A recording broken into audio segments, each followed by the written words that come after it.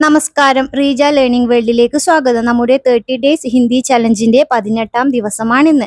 ഇന്ന് നമ്മൾ പഠിക്കാൻ പോകുന്നത് ദിവസവും നമ്മൾ ചെയ്യുന്ന കാര്യങ്ങൾ എങ്ങനെ ലളിതമായ വാചകങ്ങളായി ഹിന്ദിയിൽ പറയാം എന്നാണ്. നമുക്ക് സിമ്പിൾ ആയിട്ട് ഇന്നത്തെ ക്ലാസ്സിൽ പഠിക്കാം. ഞാൻ പോകുന്നു, മേ ജാത്താ ഹൂം, മേ ജാത്താ ഹൂം, ഞാൻ പോകുന്നു. ഞാൻ വരുന്നു, മേ ആത്താ ഹൂം, മേ ആത്താ ഹൂം, ഞാൻ കഴിക്കുന്നു, മേ കാത്താ ഹൂം, മേ ഖാത്താ ഹൂം, ഞാൻ കഴിക്കുന്നു.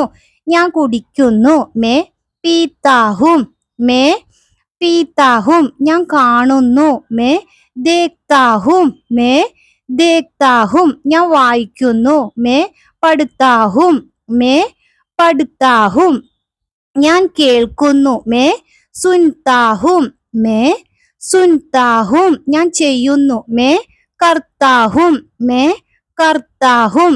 സ്ത്രീകൾ സംസാരിക്കുമ്പോൾ താ എന്നതിന് പകരം തീ എന്ന് പറയണം. സ്ത്രീകൾ സംസാരിക്കുമ്പോൾ താ എന്നതിന് പകരം തീ. നമുക്ക് നോക്കാം. ഞാൻ പോകുന്നു, മേ ജാത്തി ഹൂം, മേ ജാത്തി ഹൂം, അതൊരു ഗേള് പറയുമ്പോഴാ യൂസ് ചെയ്യുക ഈ ശബ്ദം. ഞാൻ വരുന്നു, മേ ആത്തി ഹൂം, മേ ആത്തി ഹൂം, ഞാൻ വരുന്നു.